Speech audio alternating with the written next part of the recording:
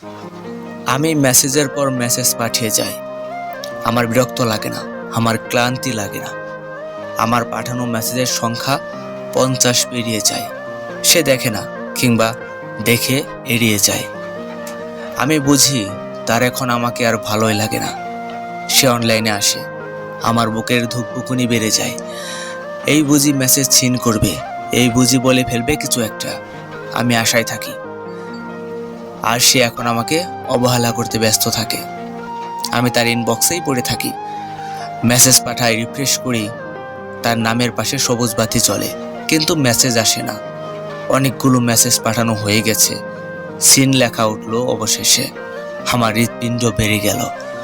অনেকগুলো মেসেজ দেখে এবার বকা দিবে বোধ হয়। তার আর দোষ কি?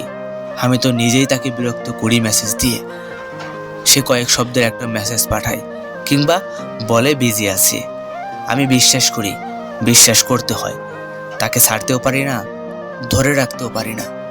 অনেকেই বলে সে আমাকে আর ভালোবাসে না। এত এত লোকের কথায় আমি কান দেই না। আমি তাকে বিশ্বাস করতেই ভালো লাগে, তার কাছে বেহায়া আসতে ভালো লাগে। সে আমার 100টা মেসেজের বিপরীতে 2টা মেসেজ পাঠায় আজকাল। তা দেখেই আমি স্বস্তি পাই। খুব ব্যস্ত থাকে বোধহয়। আমার কি দোষ? আমি তাকে অনেক ভালোবাসি, এটাই কি আমার দোষ? নাকি তাকে অন্ধের মতো বিশ্বাস করাটা আমার দোষ? আইডিতে সবুজ বাতি জ্বলছে প্রায় 1 ঘন্টা ধরে। মেসেজ পাঠিয়ে যাচ্ছি, সিন করেনি এখনো।